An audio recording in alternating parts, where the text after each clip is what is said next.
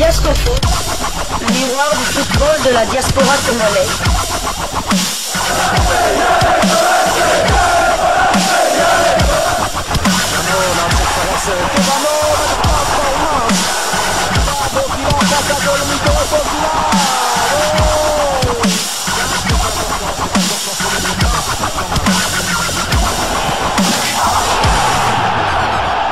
Diasco Foot, le miroir du football de la diaspora congolaise. Vous êtes sur Diasco Foot, le miroir du football de la diaspora congolaise. Diasco Foot vous dit bonjour, tout le plaisir est pour nous de vous retrouver, mais surtout de savoir que vous êtes nombreux en train de suivre votre chaîne YouTube dédiée uniquement aux footballeurs de la diaspora congolaise. C'est l'heure de partager avec vous quelques news que nous avons pu récolter pour vous, des news concernant certains de nos internationaux ou des binationaux qui se sont illustrés dans leurs clubs respectifs, et cela dans le cadre de cette troisième livraison sportive de ce dimanche 11 août 2024, une livraison que nous débutons par la Belgique, où l'on jouait la troisième journée de la Jupiler Pro League. OH Louvain est parti prendre un point précieux sur le terrain d'Anderlecht. William Balikwisha était titulaire pour la première fois cette saison, lui qui vient fraîchement de débarquer à Louvain en provenance du Standard de Liège. Il était sorti à la 63e minute de jeu. 100 temps de jeu cette saison et de 112 minutes sur 287 possibles. Il a joué 3 matchs sur les 3. OH Louvain est 4e au classement avec 5 points. Il compte une victoire, 2 nuls et 0 défaite. Ils ont marqué 2 buts et en ont encaissé aussi 2. Prochain rendez-vous, OH Louvain recevra le Cercle de Bruges le dimanche 18 août pour le compte de la 4e journée de la Jupiler Pro League. Deuxième défaite en l'espace de 3 jours pour l'Union Saint-Gilloise.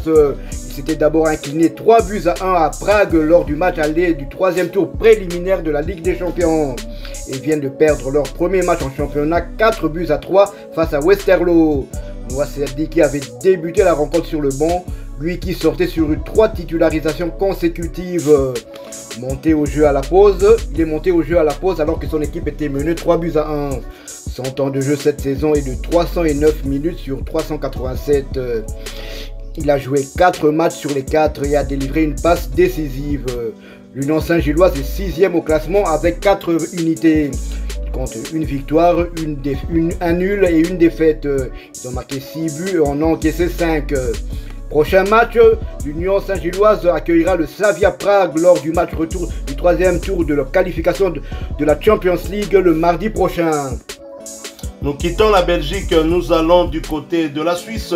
En Suisse où l'on jouait la 4e journée de Super League, championnat suisse de première division.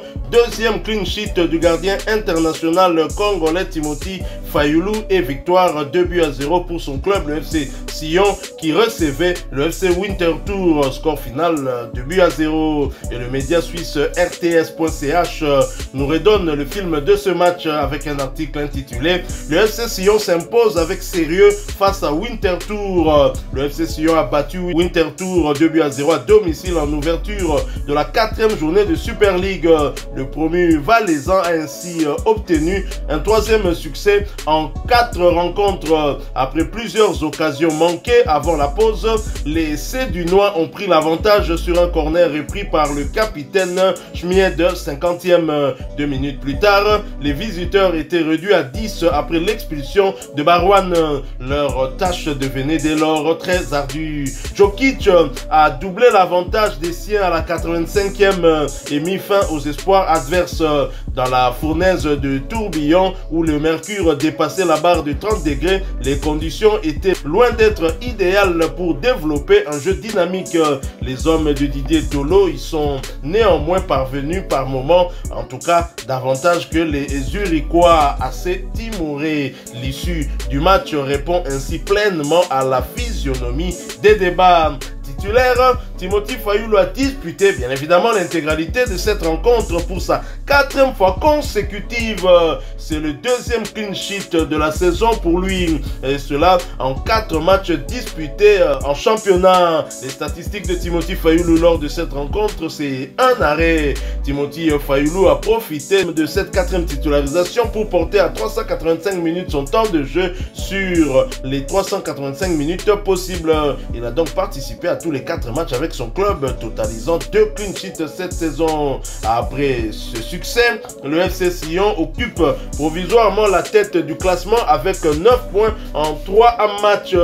Il faut dire que le FC Sion a un match de plus que des adversaires comme Lugano qui va jouer tout à l'heure et Saint-Gall également qui va jouer tout à l'heure. Saint-Gall, si en cas de victoire, qui pourrait avoir également 9 points, et Lugano pourrait avoir 12 points puisque Lugano a remporté tous ces 3 matchs, a donc le même nombre de points que le FC Sion, mais le FC Sion a un bien meilleur goal différence, et le FC Sion a 3 victoires, 0 nul et 1 défaite, 8 buts inscrits contre 2 encaissés. Bravo à Timothy Fayulu. Tiens, rendez-vous pour Timothy Fayulu et ses coéquipiers, ce sera pour le compte de la 5e journée, un déplacement sur le terrain de SR d'éléments. Ce match est prévu pour le samedi 17 août 2024 sous le coup de 19h heure de Kinshasa, 20h heure de Goma, à l'est de la République démocratique du Congo. Nous restons toujours en Super League Suisse, cette fois pour le compte de la 5e journée.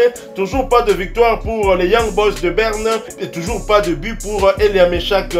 Les Young Boys de Berne qui se déplaçaient sur les terrains d'Yverdon ont partagé le point, score final de but partout. Le champion toujours loin du compte, titre le média suisse RTS.ch. Les Young Boys ne gagnent toujours pas, tenu en échec à Yverdon, 2 buts partout. Le champion a pour la première fois jouer les 5 premiers matchs d'une saison de Super League sans en gagner un seul, face à des Vaudois valeureux et qui n'ont strictement rien volé. Les Bernois ont payé au prix fort l'expulsion d'Ali Kamara peu après l'heure de jeu. Pourtant, titulaire, l'international congolais Elia Meshak est resté muet une fois de plus et n'a pas disputé l'intégralité de cette rencontre puisqu'il a été remplacé à la 67e minute de jeu. Elia Meshak voit son temps de jeu porté à 339 minutes sur les 486 minutes possibles. Il a participé à tous les 5 matchs avec son club. Young Boys de Berne cette saison, c'est 3 défaites en 5 matchs, 2 matchs nuls et 6 buts inscrits contre 13 encaissés. Et après ce nul, l'équipe reste toujours dans le fond du classement et occupe l'avant-dernière place avec 2 petits points, 0 victoire, 2 nuls, 3 défaites, 6 buts inscrits contre 13 encaissés. Et prochain rendez-vous, ce sera pour le compte du premier tour de la Coupe de Suisse, un déplacement sur le terrain de Prince et Nendaz. Ce match est prévu pour le samedi 17 août 2024 sous le coup de 16h heure de Kinshasa, 17h heure de Goma, à l'est de la République démocratique du Congo. Nous quittons la Suisse et la Super League et nous nous dirigeons vers les Pays-Bas où l'on jouait la première journée de la Eredivisie. Match nul, 1 but partout entre Feyenoord de Rotterdam et Willem II. Anthony Milambo, joueur néerlando-congolais, avait ouvert le score à la 10e minute avant que Vazen n'égalise pour Willem II à la 82e minute de jeu. Jérémy Bokila avait débuté la rencontre sur le banc avant de faire son entrée au jeu à la 74e minute de jeu. Prochain match, Willem II recevra Go Ahead Eagles le dimanche 18 août dans le cadre de la 2e journée de la Eredivisie. Notons qu'Anthony Milambo est toujours éligible pour jouer avec les Léopards de la République démocratique du Congo. Nous quittons la Hollande, nous allons cette fois du côté du Brésil. Au Brésil où l'on jouait la 20e journée de Serie A, championnat brésilien de première division. Yannick Yalabola muet, Criciúma s'incline à l'extérieur face à Fortaleza. Score final 1-0. Titulaire, l'international congolais Yannick Yalabola a disputé l'intégralité de ce match. A noter qu'il s'agissait de sa 3e titularisation consécutive, portant à 1431 minutes son temps de jeu sur les 2148 minutes possibles.